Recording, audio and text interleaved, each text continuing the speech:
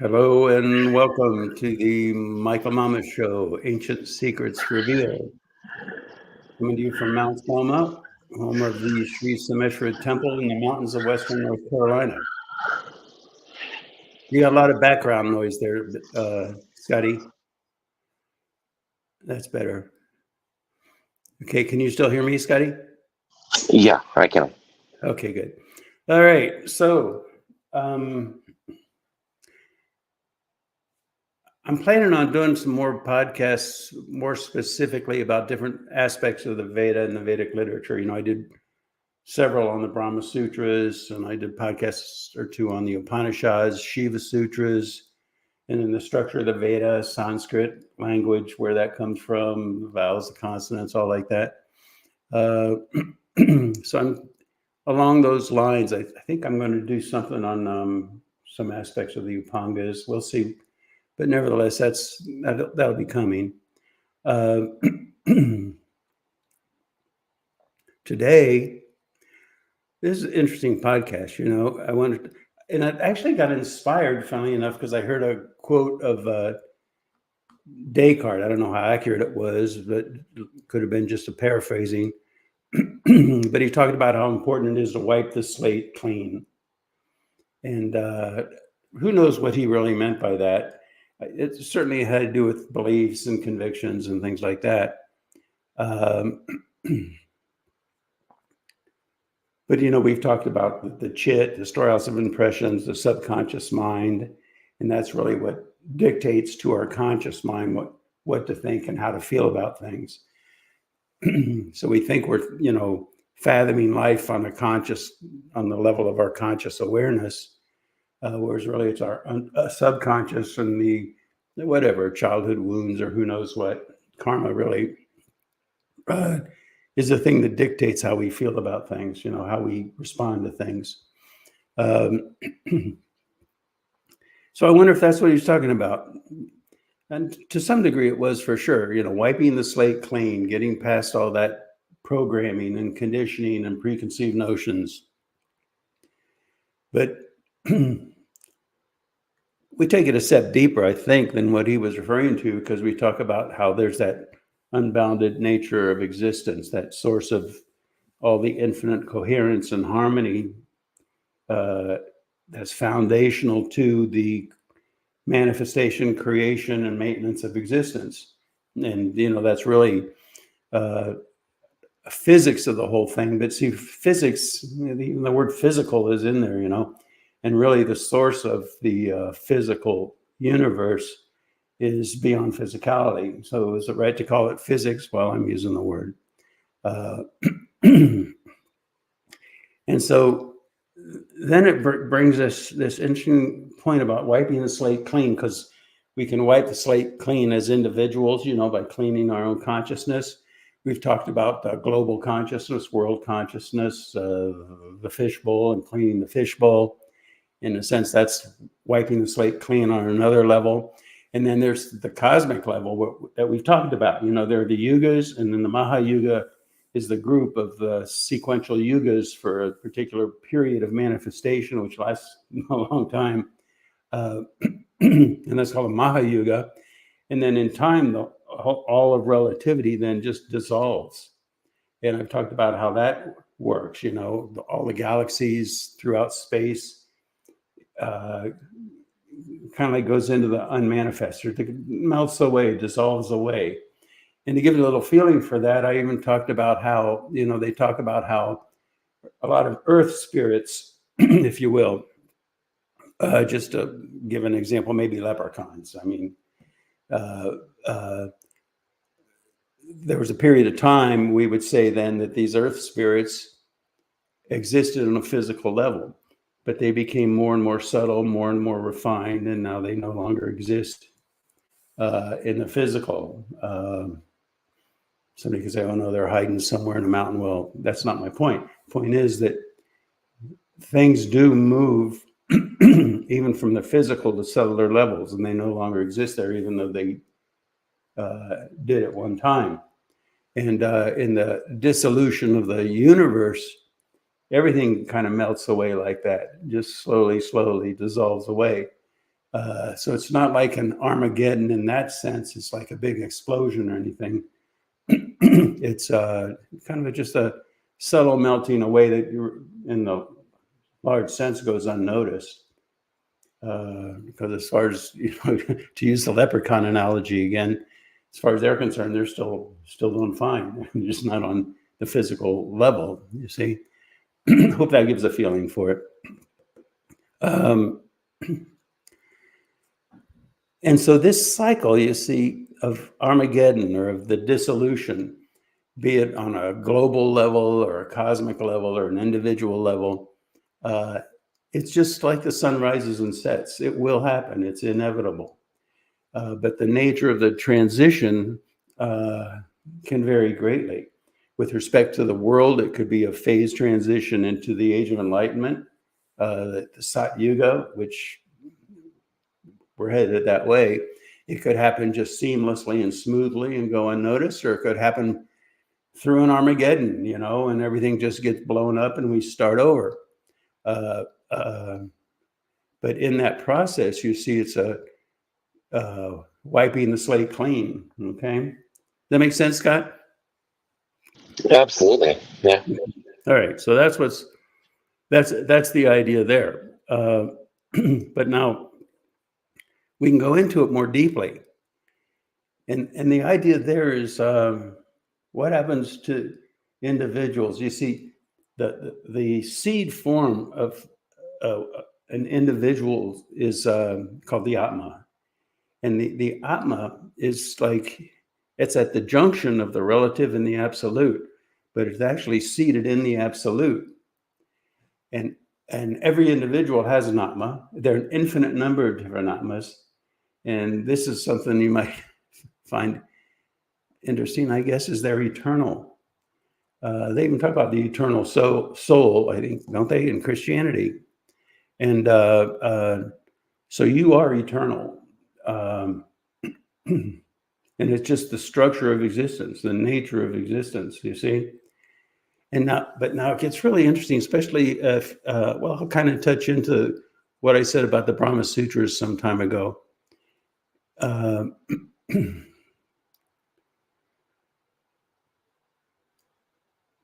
Because everything goes through the Atma. This whole manifest existence is birthed by virtue of the Atma. If there's no Atma, there's no universe. And so it becomes a very interesting thing, because when I was talking about the Brahma Sutras, I was talking about how if you look at your object of perception, funny, I'm looking at the pillow. That's the same pillow I used in the analogy on that podcast. But that pillow, you see it for what it truly is. You see it for its essence.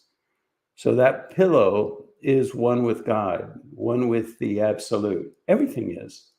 But the difference is that in Brahman consciousness, it's not just an attitude or philosophy, it's an actual perception. And it can be pretty mind-blowing and it can happen where you enter Brahman consciousness, or at least glimpses of Brahman consciousness, even though you might be an atheist. And that's a real mind bender, because all of a sudden you're looking at that pillow, and that I am that pillow, I'm one with that pillow, and that pillow is the source of everything. But then if you turn your attention over to the clock over there, then, okay, I am that clock, and that clock is the source of everything. And every Atma, every individual in their essence is the source of everything. So the question, then becomes, well, how can there be more than one source of everything? And the best analogy I found for that is actually from mathematics. It's called the Riemann, if I'm pronouncing that right. I almost intentionally don't pronounce it right, because if there are ever Germans in the room and I talk about the Riemann sphere, they kind of correct my pronunciation, like, good enough, But what the Riemann sphere is, it's nice to start about it with, let's say you have a circle, like a hula hoop, just a circle. There are no points inside the circle, no points outside the circle. The only points that exist are along that circle. So there's a forward and a backward, but there's no up and down or side to side, right? And from a perspective, it's interesting actually that the mathematicians said that the best way to view that circle as to where's the center of that circle, because there's no center of it in the way we would think, every point along that circle is equally the center. So it's like a mathematical concept. And what they do in relativity, we live in three-dimensional space. And so it's just a Riemann sphere again, but with a dimension added. So where's the center of that? It'd be like a tennis ball or a hollow ball. Where's the center? Well, there is no center in the sense that we would think of it, because that point doesn't exist. It's just the surface of the sphere. And so we live in a dimensionality, add another dimension, we live in a dimensionality where there's forward, backward, side to side, up and down, but there's an additional mathematical dimension, if you will. I'm not talking about dimensions that people oftentimes like to use the word, but the point being then that everything in creation is the center. Every point in creation is the center. You know, they all the different religions, it seems, you know, they talk about, well, Benares is the center of the universe from Hinduism, I guess you'd say. And so many different religions. I think in Peru, there was a city there that, according to their religion, that was the center of the universe. And all these different religions, there's so many different people that claim that that's the center of the universe. And from a superficial perspective, we could say, well, that's egomania, and it's just not right because they can't all equally be the center, but in fact they are. And so what determines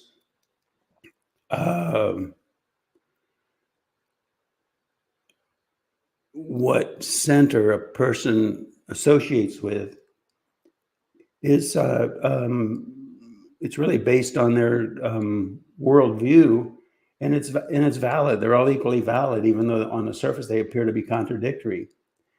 So there's deeper knowledges that explain a lot of things that on the surface just don't make sense to us, you know.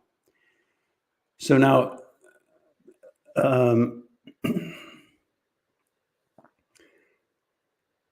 back to the Atma, your Atma, the essence of your being. It's eternal. And so what do we mean by that? Because we talk about how the Mahayugas and then everything in relativity, all the stars, everything dissolves away into nothingness, no thingness. Merges back with the absolute, you could say, dissolves away. As the universe expands, the expanding universe, if you will, it gets to the point where it just becomes a thin film and then no longer exists.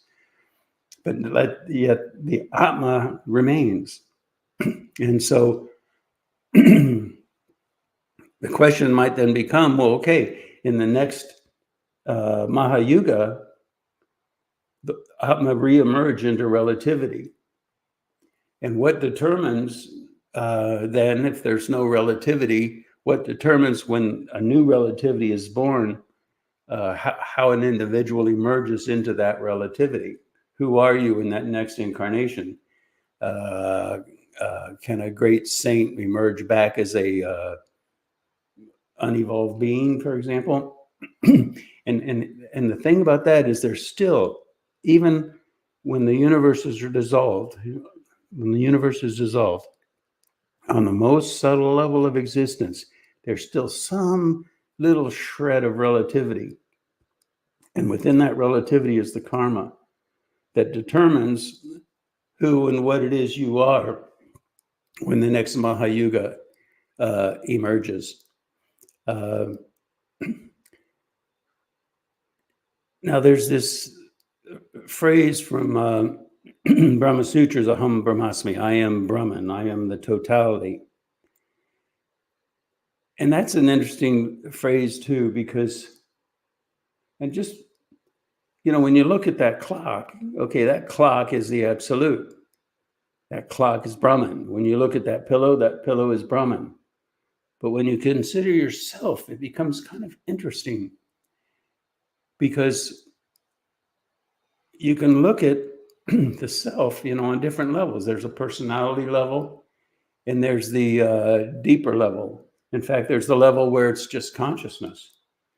I've talked about that before, where if you're really honest about your experience in this moment, you can't say this is a hand. You can't say that any of this is real. How do you know it's not all just not an illusion?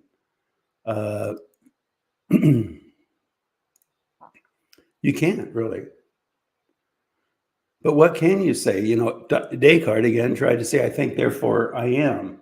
But what I was he talking about? Is he talking about this personality, superficial expression of the transcendent? Well, that's transitory.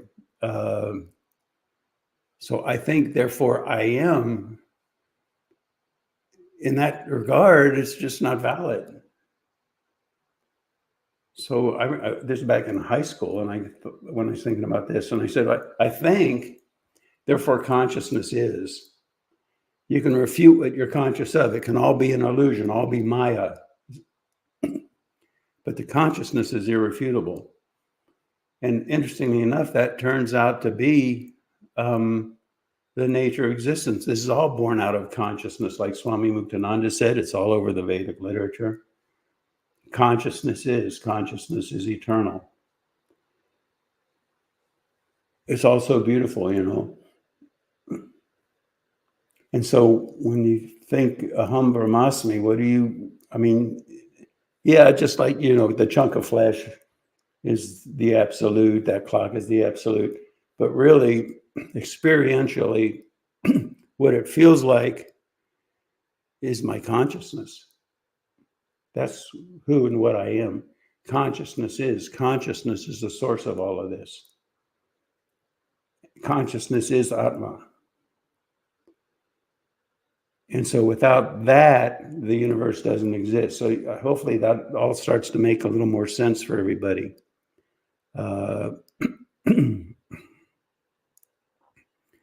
Anything else on that, Scotty? I was just thinking it gives us great hope that every individual has the ability of realizing that, and you know. Yeah, and we can even take it a step further. Yeah. It is your inevitable future. You have no choice. You ultimately will realize that. You ultimately will become enlightened. Why? Because it's gravity. Everything emerged out of the absolute, and everything gravitates back into it. So evolution itself, it's just gravity. You can, and see, with our surface identities, we actually, even in the name of it, we oftentimes fight it. We have preconceived notions of who and what God is, and we expect God to conform to that, you know, and that becomes a resistance to God in the name of God, you know.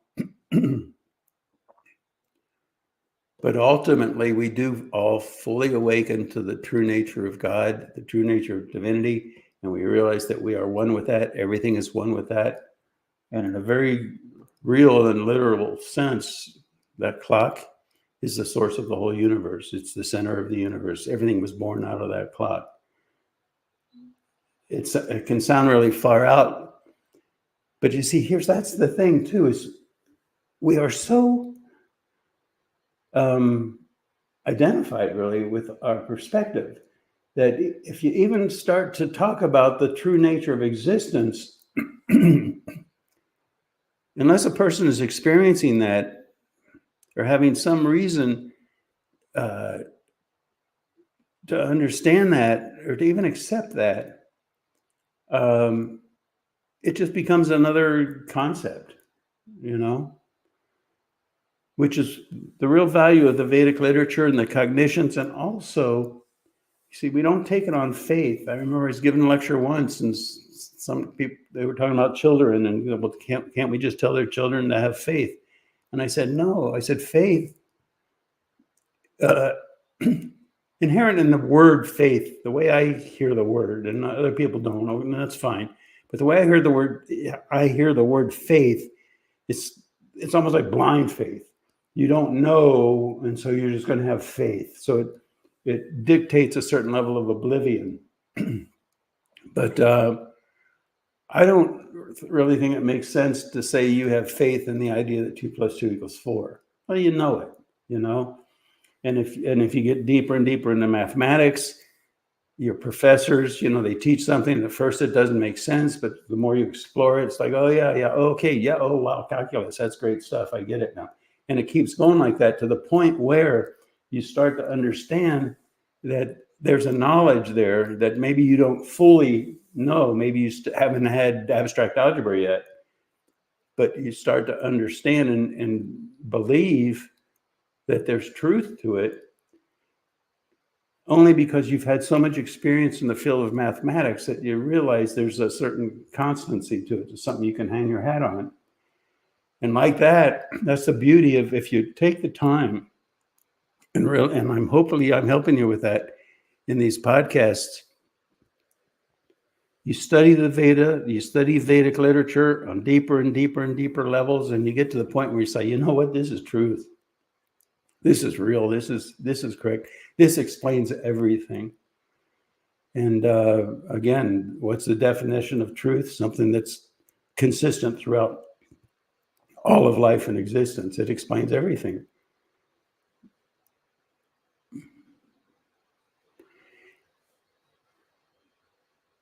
And there are people that, believe in the Veda and stuff like that, but it's almost like, okay, on one level they believe it, but on another level, what they believe in even more is their chit, that the subconscious that dictates what they think. And that slate hasn't been wiped clean, And so that becomes like the challenge we all face, is working with that. Mark Twain said a funny quote. I don't know where I'm going with this, but he said that the 2 most important moments in your life are the moment you were born and then the moment when you realize why.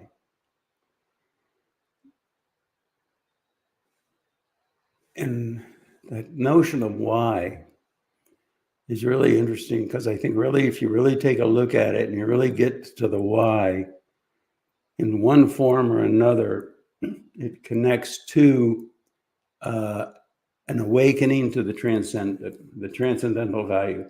If you say, well, I realize why I'm here is for my family, because I love my family.